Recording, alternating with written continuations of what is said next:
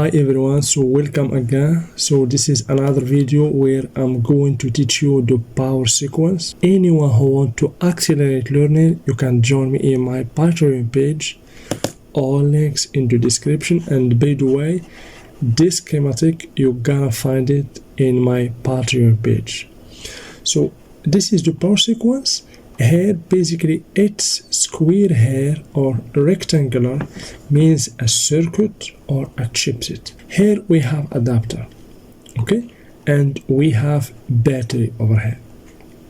So the laptop can be powered on using the adapter or the battery or both, okay. That's why we have here the charger. This is basically the charger or the charge IC, okay. So please pay attention and don't miss any moment in this video, because by understanding the power sequence you can analyze, troubleshoot and fix any motherboard you encounter, okay. So please stay tuned until the end of the video. Here we have the power SRC, means this is the B plus, the main power that is generated by the charge IC or the charger coming from the adapter or the battery. Basically the battery, it gives automatically the power SRC, okay. So once we have the B plus, let's assume for example the power SRC here is 15 volts depending on the type of the laptop. So this B plus will be applied, as you can see, to all circuits in the motherboard. So all circuits will receive an input signal as B plus, as power SRC 15 volt, for example, DC. So this IC will receive the 15 volt and then generate those voltages. This one also, this one also, this one also, etc. And over here also we have other ICs that generate the VCC core for the processor, etc. But you're gonna notice here something that is very important. These two circuits, as you can see here, for example, for this circuit, it generates after receiving the power SRC and of course other enabled signals, it generates, as you can see here, plus 3.3 volts always to and plus 3.3 volts. The normal voltage, this is always voltage. This voltage are always present without pressing the power button. So based on this plus 3.3 volt always, we have those voltages are generated. So the plus 3.3 volt always, as you can see, is the source of all these voltages, as you can see. 1.8 volt, 3.3 volt for LAN, 3.3 volt for PCH, 3.3 volt RAM, for LCD VDD. So if for example you didn't have this 3.3 volt, you cannot get the LCD VDD. So this voltage is one also of the most important voltages in motherboard. Basically we have three. We have three main voltages in every motherboard. This is the first one, power SRC, B plus or 15 volt in our case. The second one is 3.3 volts always, and the third one is plus 5 volt always, as you can see. The same, based on this voltage, we're gonna get all these voltages over here. So this is two main voltages. That's why when you get any motherboard, what should you check first is, if you check for example that the power SRC or the B plus is present, let's assume 15 volt. If this voltage is not present, of course you're gonna check the battery or the adapter or the charge circuit. If all these parts are good, you have B plus present, but the laptop still doesn't work, you have to move on directly to checking the main voltages.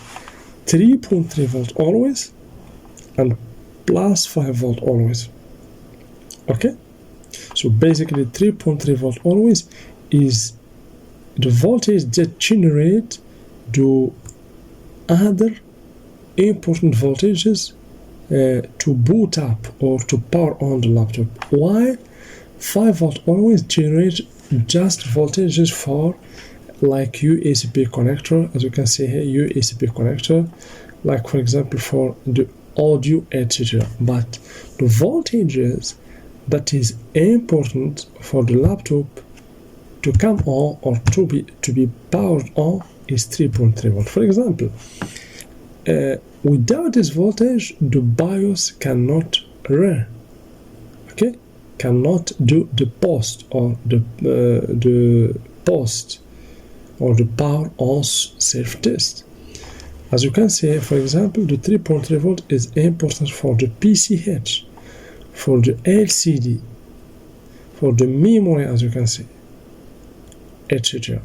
So please, when you get a failed laptop, please focus on these 3 voltages. This one, main voltage, 3.3 volt, and 5 volt. Of course, 5 volt also is very, very important, but as I told you before, just focus on ports and other secondary parts in the laptop.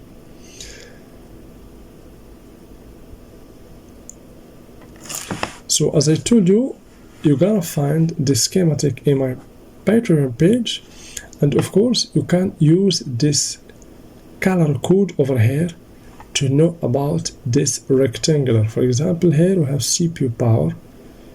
This color orange is for CPU power, like this. For example, here we have plus VCC core, plus VCC GT, and VCC SA. All those are for CPU.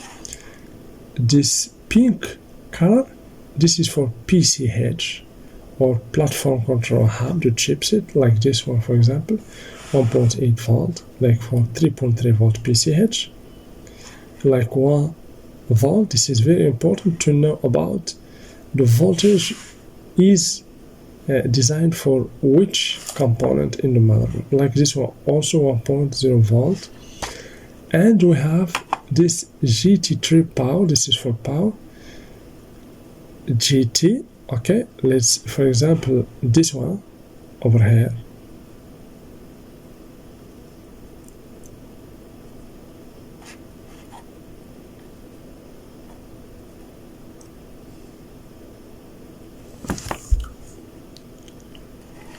So where is, and this one we have peripheral device power, mini peripheral device power for USB connector, for example, for the camera, for example, for the audio, etc. And here we have the type C power and the GPU power. Those are limited a little bit. For the GPU we don't have any square here. Okay, so this is it, guys. This is how you can approach the power sequence. I will remember you that this is basically how to read laptop schematics series, where I'm going to teach you how to efficiently read any laptop schematics and then troubleshoot and fix any problem or issue you encounter in any laptop. My followers that ask me, we want a schematic for a special laptop. If you just understand one schematic, you can understand any other schematics. Why? Because the same principles, the same rules, the same working principle in all schematics. You don't need to study and to learn mini schematics, 10 or 20 or 100 schematics. No, that's just a waste of time. You need just to understand one schematic, and then you can fix any board you get. So I hope that you understand a little bit about the power sequence. Please, if you have any question or comment, you can put it in the comment below. And as I told you before, if you want to accelerate learning, you can join me in my Patreon page, where you can find this schematic and many other schematics and exclusive content. So thank you very much, and see you with the next part.